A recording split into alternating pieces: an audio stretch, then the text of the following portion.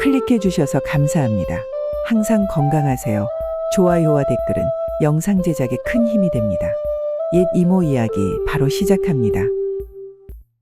조선 후기 경상도 한촌에 이석정이라는 젊은이가 살고 있었습니다. 그는 유랑민으로 이 마을에 흘러들어왔는데 마을 사람들이 그의 딱한 사정을 불쌍히 여겨 작은 초가를 지어 그가 잠시 머물 곳을 마련해 주었습니다. 당시 이석정은 12살 남짓한 나이였습니다. 마을은 비록 가난했지만 산과 가까워 굶어 죽을 염려는 없었습니다. 산에는 온갖 나무 열매들이 있어 적어도 배를 채울 수 있었지요. 이렇게 어느덧 이석정이 한양촌에 온 지 10년이 흘렀습니다. 그런데 그 해 갑자기 역병이 창궐했습니다. 마을 사람들은 도망치거나 죽어갔고 더 이상 이곳에서 살아남기 어려워졌습니다. 이석정도 두려움에 사로잡혀 마을을 떠나 다시 유랑 생활을 시작했습니다. 어느 날 그는 고향에서 100리쯤 떨어진 곳에 도착했습니다. 그곳에 큰 과실나무가 있어 몇 개의 열매를 따서 나무 아래 앉아 먹기 시작했습니다. 열매를 다 먹은 후 피로가 몰려와 그는 잠시 낮잠을 자려고 누웠습니다. 그런데 눈을 감자마자 나무 위에서 까악까악 시끄러운 소리가 들려왔습니다. 이석정이 고개를 들어보니 몇 마리의 까마귀가 나무 위에서 시끄럽게 떠들고 있었습니다. 며칠 동안 계속 걸어온 이석정은 너무 피곤했고 며칠째 제대로 먹지 못해 기분도 좋지 않았습니다. 까마귀들이 계속 시끄럽게 울어대니 잠을 잘 수 없어 화가 났고 돌멩이를 집어 까마귀들을 향해 던졌습니다. 돌이 한 마리의 까마귀를 맞췄고 놀란 까마귀는 배설물을 떨어뜨렸는데 그것이 마침 이석정의 얼굴에 떨어졌습니다.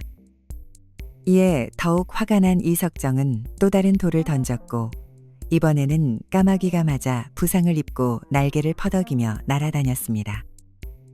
까마귀가 도망치려는 것을 보고 이석정은 달려가 잡으려 했습니다. 날개를 다친 까마귀는 나무에서 막 날아올랐다가 땅에 떨어졌습니다. 이석정이 달려가서 잡으려 했지만 까마귀는 다시 날아올랐습니다. 이석정은 포기하지 않고 계속 쫓았는데 얼마 가지 않아 뜻밖의 일이 벌어졌습니다. 풀숲 사이에서 갑자기 우물이 나타났고 이석정은 까마귀를 잡으려는 생각에 정신이 팔려 발밑에 우물을 보지 못했습니다. 깨달았을 때는 이미 늦었고 그만 우물에 빠지고 말았습니다. 새도 잡지 못하고 자신만 우물에 빠져 이석정의 기분은 말할 것도 없었습니다. 다행히 우물은 깊지 않았고 바닥에는 잡초가 가득했습니다. 이석정은 아픈 엉덩이를 문지르며 일어서려고 했습니다. 그때 그의 손이 갑자기 딱딱한 물건에 닿았습니다. 특별히 생각하지 않고 그 물건을 집어 올렸는데 보자마자 혼비백산할 정도로 놀랐습니다. 그것은 사람의 뼈였습니다. 아이고머니, 이석정은 크게 소리치며 뼈를 던져버렸습니다.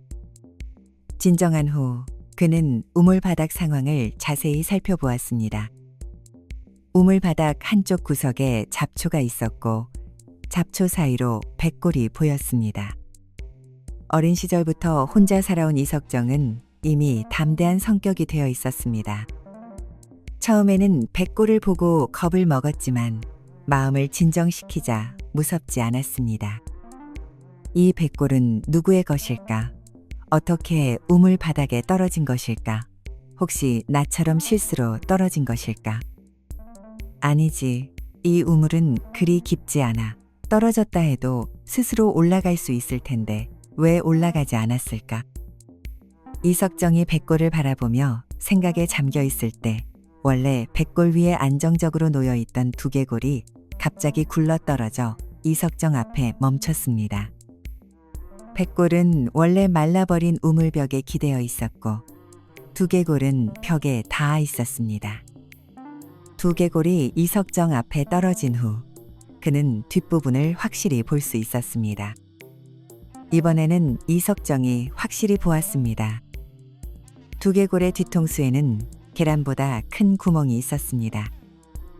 이석정은 이제 이해했고 백골을 다시 한번 살펴본 후 불쌍히 여겼습니다.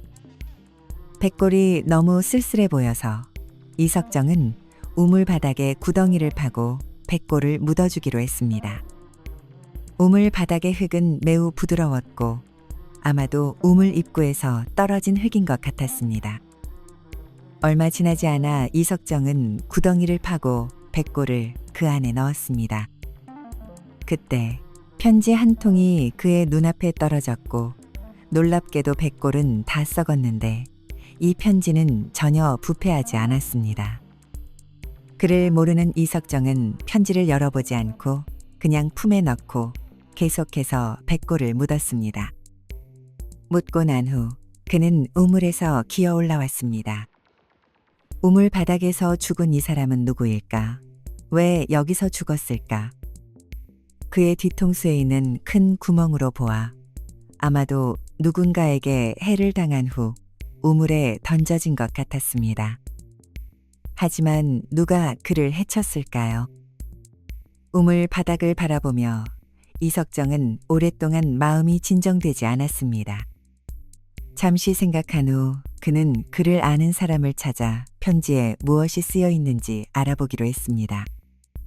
어쩌면 단서를 찾을 수 있을지도 모르고 최소한 그의 이름이라도 알 수 있을 것입니다. 그러면 그의 가족에게 소식을 전할 수 있고 그의 영혼이 이승을 떠돌지 않을 것입니다. 그렇게 생각하며 그는 큰 길로 향했습니다. 마침 그가 큰 길에 도착했을 때 선비 모습을 한 젊은 남자를 만났습니다. 이석정은 즉시 그 편지를 꺼내 선비에게 읽어달라고 부탁했습니다. 선비는 편지가 정중일이라는 남자가 그의 아버지에게 쓴 것이라고 말했습니다. 그것은 단순한 가족 편지였고 인사와 안부 외에는 특별한 것이 없었습니다. 하지만 이석정을 기쁘게 한 것은 이 편지를 통해 사망자의 이름이 정중일이라는 것과 그가 이곳에서 100리 떨어진 정가촌에 살았다는 것을 알게 된 점이었습니다. 선비에게 감사를 표한 후 이석정은 정가촌으로 향했습니다. 사흘 후 그는 정가촌에 도착했습니다. 그날은 이미 해가 저물어서 그는 마을 밖에서 하룻밤 묵기로 하고 다음 날 아침에 마을로 들어가기로 했습니다. 여러 날 동안의 여행으로 지친 이석정은 길가에서 멀지 않은 구덩이에 누웠습니다. 막 누운 지 얼마 안 되어 갑자기 날씨가 변했고 곧 폭우가 쏟아졌습니다. 이석정은 서둘러 구덩이에서 일어나 비를 피할 곳을 찾으려 했지만 사방이 어둡고 어디에도 그가 머물 곳이 없었습니다. 게다가 너무 지치고 배고픈 데다 비에 흠뻑 젖어 그는 땅에 쓰러져 의식을 잃고 말았습니다. 이상하게도 그가 쓰러진 지 얼마 지나지 않아 폭우가 그쳤습니다. 날이 밝을 무렵 이석정은 여전히 구덩이에 누워 있었습니다. 그가 멍하니 있을 때 약 50세쯤 되어 보이는 노인이 하인을 데리고 구덩이 앞에 흙더미 앞에 멈춰서 있었습니다. 만약 이석정이 깨어나 자신이 누워있는 곳을 보았다면 분명 놀랐을 것입니다. 어제는 날이 너무 어두웠고 이석정은 너무 지쳐 있어서 그만 길가의 무덤에 누워 잠이 든 것이었습니다. 노인은 무덤 앞에 도착한 후 하인에게 지시하여 제사용품을 꺼내 무덤 앞에 놓고 무덤 앞에서 절을 하면서 말했습니다. 중일아, 아버지가 왔다. 중일? 무덤에 묻힌 사람이 바로 정중일 아니던가? 이석정은 흐릿한 의식 속에서 생각했습니다. 노인이 무덤 앞에서 절을 하고 있을 때 곁에 있던 하인이 갑자기 큰 소리로 외쳤습니다. 나리, 빨리 와보십시오. 여기 사람이 누워 있습니다. 하인의 외침을 듣고 노인은 서둘러 다가갔고 자세히 보니 한 거지 같은 남자가 무덤에 누워 있고 의식이 없었습니다. 김찬봉, 빨리 이 사람이 살아있는지 확인해 보게. 노인은 김찬봉이라는 하인에게 명령했습니다. 김찬봉은 즉시 무덤으로 뛰어내려가 이석정의 코에 손을 대어 숨을 확인했습니다.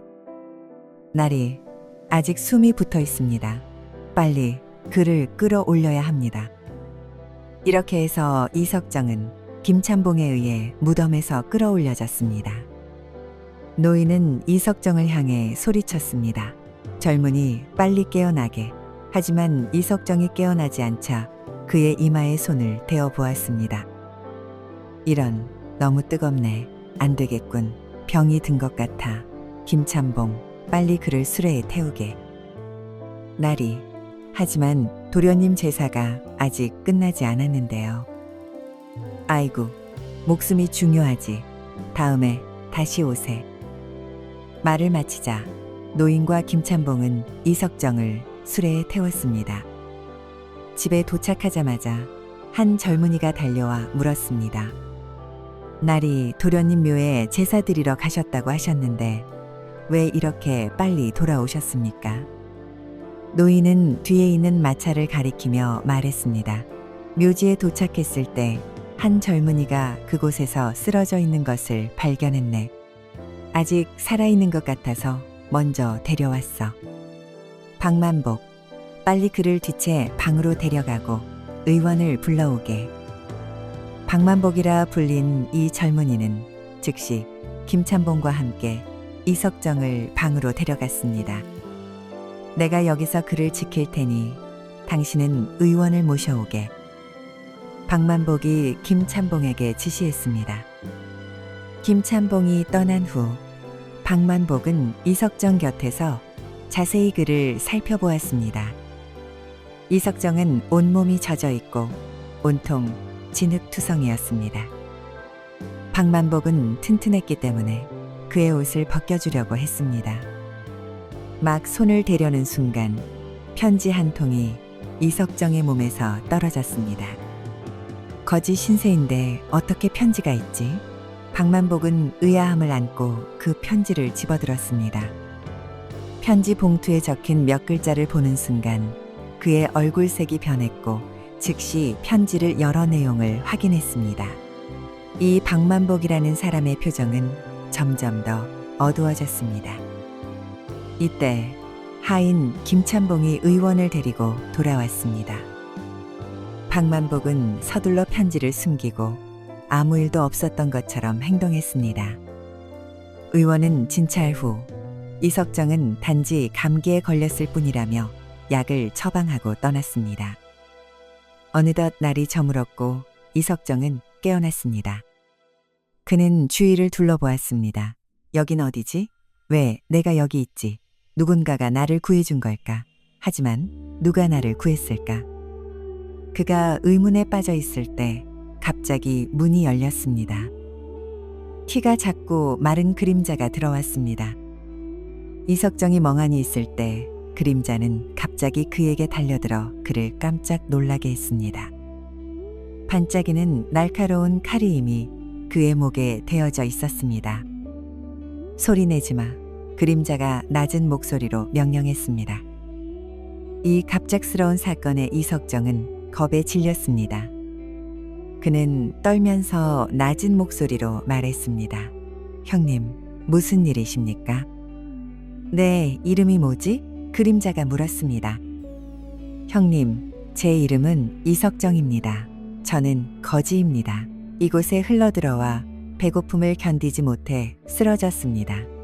그 후에 무슨 일이 있었는지 기억이 나지 않습니다. 형님, 혹시 누가 저를 구해주었는지 아십니까? 말을 삼가라. 네 몸에 있던 편지는 어떻게 된 거지? 편지요? 상대방이 편지를 언급하자 이석정은 자기도 모르게 몸을 더듬기 시작했습니다. 찾지 마라. 편지는 내가 가지고 있다. 빨리 말해. 그 편지를 어떻게 얻었지? 형님, 솔직히 말씀드리겠습니다. 저는 단지 거지일 뿐입니다. 길을 가다가 우연히 풀숲에서 그 편지를 주웠고 별 생각 없이 품에 넣었습니다. 형님, 혹시 이 편지가 형님의 것인가요? 이석정은 온화하지 못한 상대의 표정을 보고 갑자기 우물 바닥에 백골이 떠올랐습니다. 자신을 보호하고 또한 진실을 알아내기 위해 그는 거짓말을 꾸며냈습니다. 남자는 이석정의 말을 반신반의하며 냉소를 지으며 다시 칼을 그의 목에 대고 위협했습니다. 소년, 장난치지 마라. 그렇지 않으면 즉시 네 목숨을 가져갈 것이다. 형님, 제가 말씀드린 것은 모두 사실입니다. 저 같은 거지가 당신을 속여서 뭘 얻겠습니까? 말을 마치자 이석정은 남자 앞에 무릎을 꿇고 울기 시작했습니다. 이석정의 모습을 보고 남자는 정말로 그를 믿기 시작했습니다. 그는 냉소를 지으며 말했습니다. 소년, 내가 경고하겠다. 이곳은 네가 머물 곳이 아니다. 날이 어두워지기 전에 빨리 떠나거라. 이석정은 감히 반박하지 못하고 서둘러 일어나 방을 빠져나갔습니다. 그가 마당을 나서려 할 때 남자가 그를 쫓아와 뒷문으로 데려갔습니다. 문을 열고 그는 이석정이 멀어지는 것을 보고 나서야 한숨을 내쉬었습니다. 알 수 없는 이유로 구조되었다가 또 알 수 없는 이유로 쫓겨난 이석정은 의문으로 가득 찼습니다. 이 모든 게 대체 무슨 일이지? 목숨을 지키기 위해 그는 머무르지 않고 뒷문을 나서자마자 앞으로 달렸습니다. 1시간을 달린 후에야 그는 길가의 큰 나무 아래서 쉬었습니다. 저 사람은 누구지? 왜 내 몸에서 편지를 가져갔을까? 왜 그는 편지의 출처를 묻고 또 물었을까? 혹시 그 백골과 관련이 있는 것일까? 오래 생각한 끝에 그는 뭔가를 깨달은 듯이 일어나 관아로 향했습니다. 이석정이 관아로 간 내용은 잠시 후에 계속해서 이야기하고 구덩이에서 이석정을 구한 노인에 대해 이야기해 보겠습니다. 그는 성이 정씨였고 사람들은 그를 정판서라고 불렀습니다. 정판서는 그날 성 밖의 의뢰인에게 비단과 가죽을 전달하고 집으로 돌아오는 길에 냇가에서 얼어붙은 소년을 발견하게 되었습니다. 얼굴은 창백하고 의복은 누더기였습니다. 정판서는 소년이 아직 약한 숨을 쉬고 있는 것을 보고 그를 집으로 데려왔습니다. 소년은 며칠 휴식을 취한 후 기력을 회복했고 그의 이름이 박만복이며 외지인으로 장사를 하러 왔다가 불행히도 강도를 만났다고 했습니다. 함께 여행하던 대부분의 사람들이 살해당하고 돈도 모두 약탈당했습니다. 그는 산 계곡으로 뛰어내려 겨우 목숨을 건졌고 이곳까지 걸어왔다가 추위에 쓰러진 것이었습니다. 정판사는 박만복의 가족 상황을 물었고 박만복은 부모님이 기근으로 돌아가셨고 이제 그는 홀로 남았다고 했습니다. 정판사는 그가 불쌍하다고 느껴 그를 머물게 했습니다. 정판서에게는 아들이 있었는데 이름이 정중일이고 나이는 20이었습니다. 아들이 책 읽기를 좋아하지 않아 정판서는 마을의 의류 가게를 그에게 맡겼습니다. 2년 전 정중일은 임시성을 가진 여자와 결혼했고 결혼한 지 반년 만에 정중일은 집으로 돌아오는 길에 강도를 만나 해를 입었습니다. 그해 추석 정판서는 집에서 아들이 돌아와 가족이 함께 모이길 기다렸지만 대신 박만복 혼자 상처를 입고 돌아왔습니다. 정판서는 깜짝 놀라 물었고 그제서야 그들이 돌아오는 길에 강도를 만났다는 것을 알게 되었습니다. 강도들은 그들의 재산을 빼앗았을 뿐만 아니라 정판서의 아들 정중일을 잔인하게 살해했습니다. 박만복은 목숨을 걸고 도망쳐 소식을 전하러 왔습니다. 정판서는 이 소식을 듣고 큰 충격을 받았습니다. 정신을 차린 후 그는 관청에 신고하고 박만복과 함께 사건 현장으로 달려갔습니다. 현장에 도착했을 때 정판서는 아들이 이미 알아볼 수 없을 정도로 심하게 다쳤고 오직 옷으로만 그의 시신을 확인할 수 있었다는 것을 알게 되었습니다. 범인을 찾기 위해 정판서는 많은 돈을 썼지만 범인은 마치 흔적도 없이 사라진 것 같았습니다. 이석정을 구한 후 정판서는 마음에 걸려 다음 날 아침 일찍 박만복을 불러 이석정의 상태를 물었습니다. 하지만 박만복은 그 사람이 아침 일찍 떠났다고 했습니다. 정판서는 의외로 여겼지만 크게 신경 쓰지 않았습니다. 그날 밤 정판서는 뒷간을 다녀오다가 한 사람이 며느리의 방으로 들어가는 것을 보았습니다. 정판서는 매우 의아해 살며시 뒤따라갔습니다. 그 사람의 목소리를 듣고 나서 그는 조용히 자기 방으로 돌아왔습니다. 정판서의 아내는 남편이 걱정스러운 표정을 짓고 있는 것을 보고 물었습니다. 여보, 무슨 일이세요? 뒷간 다녀오셨는데 왜 그리 근심이 가득하신 것 같으세요? 정판서는 한숨을 내쉬며 말했습니다. 당신, 내가 방금 무엇을 보았는지 아시오? 뭘 보셨길래요? 혹시 귀신이라도 보셨나요? 아니, 그런 게 아니오. 내가 박만복이 우리 며느리 방에 들어가는 걸 봤어. 그리고 그들은. 정판서는 더 말을 잇지 못했습니다. 네, 혹시 잘못 보신 게 아닐까요? 우리 집에 식구가 몇 안 되는데 내가 어찌 잘못 볼 수 있겠소? 아내가 말했습니다. 우리 며느리도 참 불쌍하지요. 아들이 세상을 떠났을 때 내가 그녀에게 다시 시집가라고 권했지만 그녀는 죽어도 싫다고 했어요. 이 일은 어찌해야 할까요? 아내가 계속해서 말했습니다. 사실 우리도 박만복을 양자로 삼을 생각이었잖아요. 만약 그들 사이에 정이 있다면 그냥 허락해 주는 게 어떨까요? 정판서는 아내의 말을 듣고 깊이 생각에 잠겼습니다. 충분히 고민한 후 그는 이 일을 묵인하기로 했고 며느리와 박만복에게도 이 사실을 알렸습니다. 그는 원래 며느리가 반대할 것이라 생각했지만 뜻밖에도 그녀는 바로 동의했습니다. 사흘 후 정판서는 두 사람을 위해 혼례를 치렀습니다. 혼례가 진행되는 도중 갑자기 한 무리의 관아 사람들이 들이닥쳐 신랑인 박만복을 묶어 관아로 끌고 갔습니다. 모두가 어리둥절해했고 정판서 부부도 뒤따라갔습니다. 알고 보니 이석정이 며칠 동안 겪은 일을 통해 깨달음을 얻고 관아에 신고한 것이었습니다. 그 편지는 틀림없이 노인의 아들이 쓴 것이었고 우물 속의 백골은 노인의 아들일 것이라 생각했습니다. 박만복이 편지를 보고 보인 반응으로 보아 그는 백골의 죽음과 관련이 있을 것이라 짐작했고 그날 밤 그의 방을 찾아온 사람의 목소리가 박만복의 것이라는 것도 알아차렸습니다. 정판서는 이석정을 통해 사실을 전해 듣고 슬픔과 분노에 사로잡혔습니다.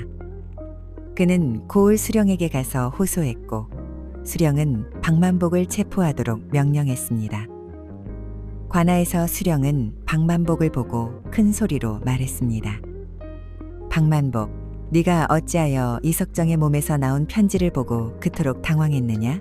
말해보아라. 우물 속 백골과 너는 무슨 관계냐? 처음에 박만복은 인정하지 않았지만 수령이 형벌을 가하려 하자 겁을 먹고 모든 것을 자백했습니다.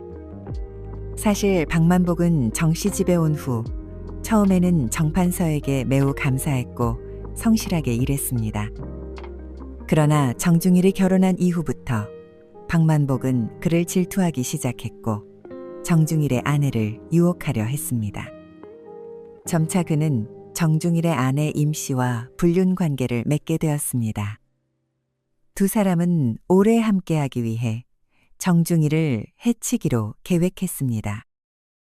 마침 정판서가 박만복에게 정중일과 함께 다른 고을에 가서 장사일을 처리하라고 했고 박만복은 이 기회를 이용해 정중일을 기절시키고 그의 옷을 벗긴 후 우물에 밀어 넣었습니다.